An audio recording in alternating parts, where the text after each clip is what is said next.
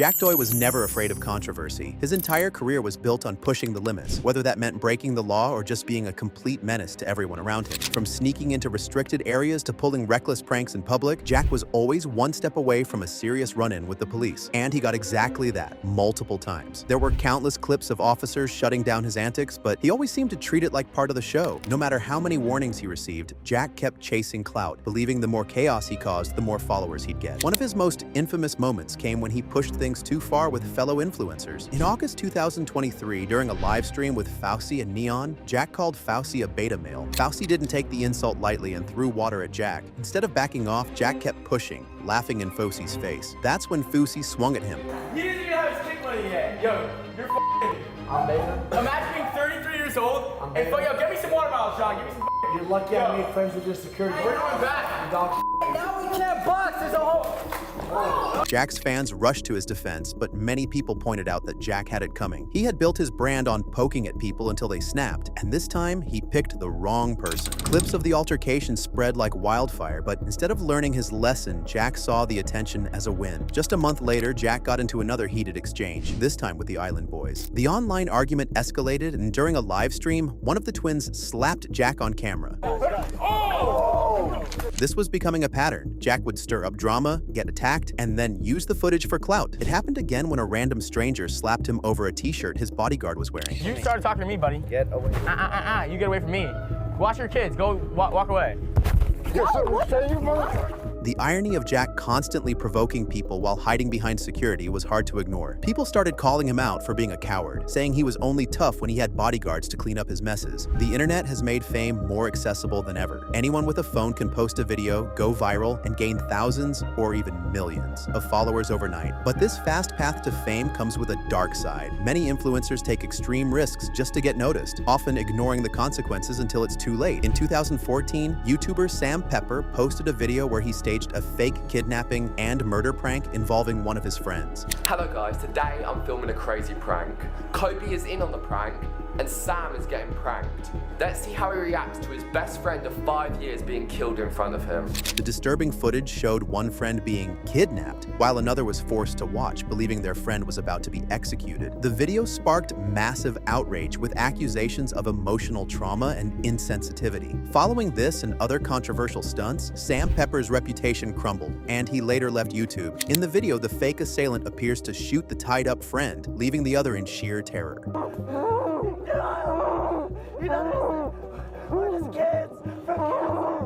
When it was revealed that it was all a prank, the victim was visibly shaken and upset. As a result of the controversy, many prominent YouTubers and fans called for Pepper's cancellation. Multiple allegations of misconduct surfaced against him, further damaging his career. Following years of dwindling relevance and backlash, Sam Pepper eventually left YouTube and attempted to rebrand himself in other ventures, though his reputation never fully recovered. In 2020, Russian YouTuber Stas Reflay, whose real name is Stanislav Reshetnikov, was at the center of a horrific incident that shocked the online community. Known for his extreme and often controversial content, Reflay frequently conducted live stream challenges and stunts for his audience. However, one such stunt turned deadly when he pushed his girlfriend, Valentina Grigorieva, outside in freezing temperatures while live on camera. Allegedly, some viewers even offered money for him to subject Grigorieva to harsh treatment. As a result, he forced her outside into sub-zero temperatures, wearing only underwear, and locked the door.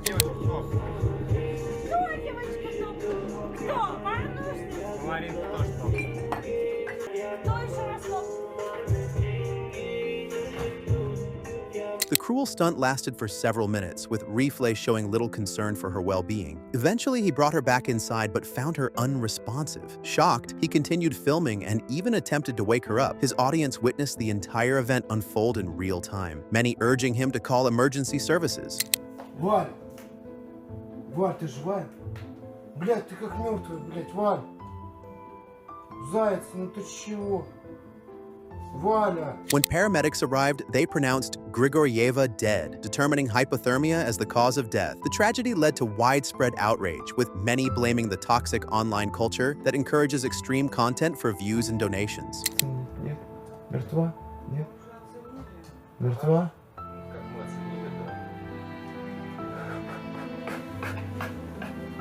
Russian authorities arrested Reflay and launched an investigation. During his trial, it was revealed that Grigorieva had been a victim of domestic abuse, and previous live streams showed troubling signs of mistreatment. Ultimately, Reflay was sentenced to 6 years in prison for involuntary manslaughter. Despite the backlash, Neon seemed to thrive on the attention, but Neon didn't stop there. In mid-2023, a video surfaced of him getting beaten up. This time, though, people weren't so quick to believe him. Viewers pointed out that the entire scene looked staged. His shirt was ripped, but his glasses somehow stayed on. He was lying in dirt, yet his clothes were perfectly clean. Hey, look whose shoes we got. Got his ass lacking. Come on, bro. Got his ass lacking. The internet had seen enough of his fake antics, and no one was buying it anymore. Neon's attempts to gain sympathy backfired, with viewers calling him out for trying to manipulate his audience. The more he tried to play the victim, the more people turned against him. Unfortunately for Neon, not every fight could be faked. When he finally messed with the wrong person, there were no cameras, no staged drama, just real consequences. His act of playing dumb for clout had finally run its course, and the internet moved on. Neon's story became a cautionary tale about the dangers of chasing fame at any cost. Both Jack Doy and Neon learned the hard way that provoking people for clout comes with real-world consequences. While their antics might have gained them followers online, they also led to physical confrontations, damaged reputations, and a loss of credibility. Their stories serve as a reminder that chasing fame through controversy often comes with a price that's too high to pay. Aiden Ross, who had his own history of controversy, clashed with Jerka during a live stream where the two exchanged heated insults. Jerka, as usual, doubled down, mocking both creators and claiming they were too soft for the internet. But Jerka's biggest downfall came when his online toxicity led to a real-world confrontation. During a trip to Los Angeles, he encountered a man he had insulted during a live stream. The stranger, fed up with Jerka's online behavior, confronted him on the street. What started as a verbal argument quickly turned physical, with the man knocking Jerka to the ground. Hey, bro, you finished? Hey, chill, boys. The fight was captured on video, and within hours, clips of Jerka's humiliating defeat were all over social media. His fans tried to defend him, but the damage was done. The man Jerka had mocked online had exposed his weaknesses in the real world, and his reputation never fully recovered. Oh my God, Johnson. While Jerka's downfall came from his toxic views, Sneako's downfall was fueled by his own arrogance. One of Sneako's most infamous clashes was with Penguin Zero, also known as Charlie. Their feud started when Sneako mocked one of Charlie's videos, claiming it was boring and low effort. Charlie responded with a calm but brutal takedown, exposing Sneako's hypocrisy and pointing out his own questionable content. The main topic involves a banned YouTube creator that I'm sure you've all heard of before. His name is Sneako. Recently, he started targeting me because I made jokes about his friends on the Fresh and Fit podcast. The argument escalated when Sneako posted a video comparing a magazine to a clip, attempting to mock Charlie's knowledge of firearms. The video backfired spectacularly, with viewers mocking Sneako's misunderstanding of basic gun terminology. The phrase mag versus clip became a meme. Watch my clips. Watch my clips. Watch my clips. You want me to watch your clips? Watch my clips.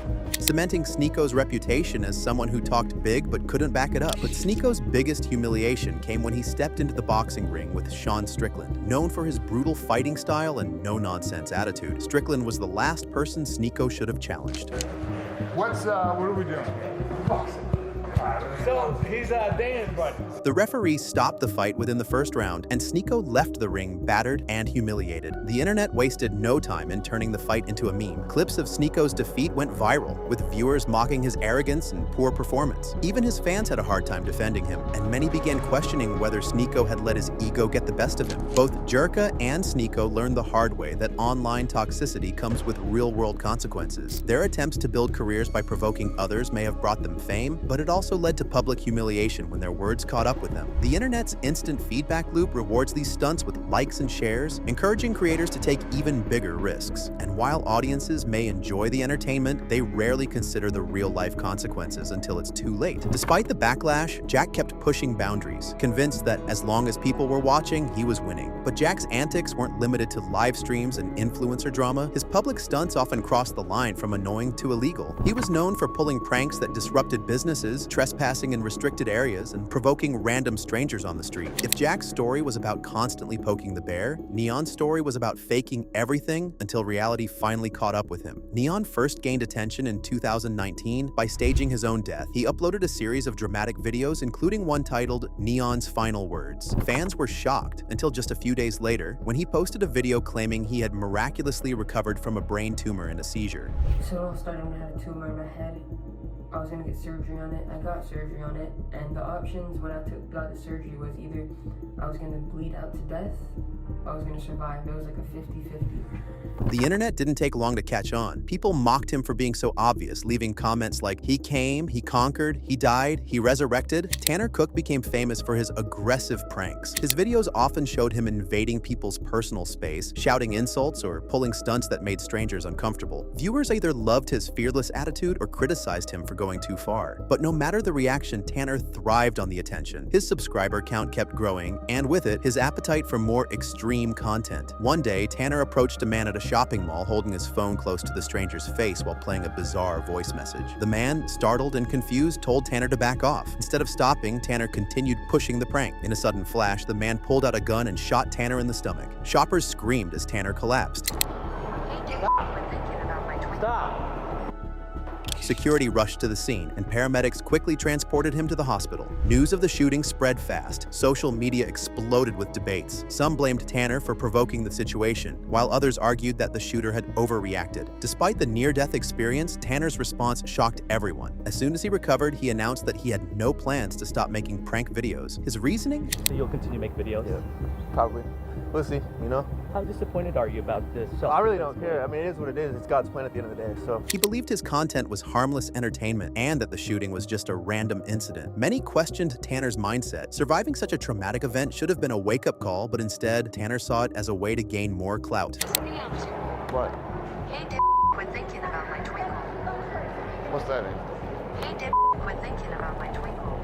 No. Hey, quit thinking about my twinkle. Some praised his resilience, but others accused him of being reckless and refusing to learn from his mistakes. Meanwhile, the man who shot Tanner faced legal charges. He claimed self-defense, stating that Tanner's aggressive behavior made him fear for his safety. The court had to decide whether Tanner's prank justified such a violent response. The case reignited debates about personal boundaries and the dangers of prank culture. Ultimately, the shooter received a reduced sentence, as the jury believed his reaction, while extreme stemmed from genuine fear. Jack Doy is a prime example. His confrontational pranks and public stunts made him a social media star, but they also put him in dangerous situations. Hiding behind bodyguards, he provoked strangers, influencers, and celebrities alike, believing his fame protected him from harm. Or Sneeko, whose toxic behavior led to both online criticism and physical beatdowns. And pranksters like Tanner Cook and Timothy Wills paid the ultimate price. One shot and injured, the other killed, all for the sake of viral content. These stories highlight a crucial truth, but is internet fame worth the risk? For some, the answer is yes, at least until things go wrong. Yet, as more influencers face legal trouble, physical harm, or even death, the dark reality of clout chasing is becoming harder to ignore. YouTube duo Alan and Alex Stokes thought it would be entertaining to stage a fake bank robbery in 2020. Hey guys, welcome back to another YouTube video. So I'm Alan and I'm Alex, and you might be wondering why we're dressed like this, and it's because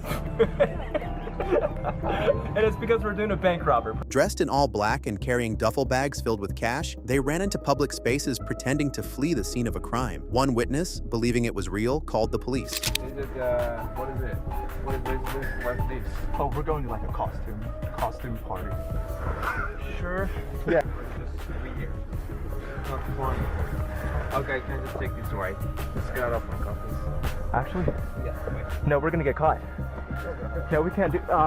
The prank led to serious felony charges, showing that playing with law enforcement is never a joke. The twins had initially planned to capture genuine reactions from bystanders for their YouTube audience. However, they underestimated the consequences of their actions. The police, responding as they would to a real emergency, treated the situation with full seriousness, placing multiple lives at risk. You guys just get out of an Uber a minute ago? You're videotaping stuff? Yeah, we come over here. Close the door. A public prank that gets about 15 police officers in the area hauling butt over here. Because you guys are pulling up masked. The Uber driver, confused and terrified, was held at gunpoint for several minutes as police determined he had no involvement in any real crime. Following their arrest, Alan and Alex Stokes were charged with felony false imprisonment. Additionally, they were required to pay restitution and were warned that similar behavior in the future would result in harsher penalties. Jerka built his entire online persona on pushing people's buttons. Known for spouting extreme views and promoting wild conspiracy theories, he quickly gained a reputation as one of the most toxic streamers on the internet. Whether it was politics, social issues, or pop culture, Jerka always found a way to stir the pot, often crossing the line from edgy to outright offensive. His fans loved the chaos, but his growing list of enemies proved that not everyone found his antics entertaining. One of Jerka's most infamous feuds was with Andrew Tate. Their clash started when Jerka criticized Tate's lifestyle and business practices, calling him a fraud and a bad influence. How many rounds? Knockout. That bald midget. How many rounds? I want to fight you. I'm taller, I'm stronger, and he's bald. Tate fired back, accusing Jerka of being a clout chaser who thrived on negativity. The back and forth quickly escalated, with both influencers trading insults in live streams and social media posts. Despite the drama, Jerka refused to back down, convinced that any publicity was good publicity. Jerka's toxic behavior also put him at odds with HS Tiki Talkie and Aiden Ross. Tiki Talkie, known for his lighthearted content, called Jerka out for spreading misinformation and promoting harmful narratives. Despite the controversy, Tanner's subscriber count skyrocketed. His near-death experience had turned him into an internet legend. But with fame came even more pressure to push boundaries. Over time, his pranks became increasingly dangerous, as if he wanted to prove that nothing could stop him. Yet, the shooting had left a mark on his life. No matter how much he tried to act fearless, the memory of that day haunted him. Unlike Tanner, Timothy Wills never had a chance to learn from his mistakes. Inspired by prank YouTubers, Timothy and his friends decided to create their own channel. They believed that shocking stunts would quickly bring them fame. After binge-watching prank videos involving fake robberies, they thought they had found the perfect idea, pretending to rob people with butcher knives. Their first few attempts went as expected. People screamed, dropped their wallets, and ran. But Timothy wanted a more dramatic reaction. Spotting a man loading groceries into his car, Timothy sprinted toward him, waving the knife and shouting threats. The man, startled and terrified, pulled a concealed gun from his waistband and fired. Timothy collapsed, the knife clattering to the ground. His friend, horrified, dropped the camera and fled. The shooter immediately called 911, explaining that he had acted in self-defense. When police arrived, they found Timothy lying motionless on the pavement. Despite the paramedics' efforts, Timothy was pronounced dead at the scene. News of the fatal prank quickly spread, sparking widespread debate about the dangers of prank culture.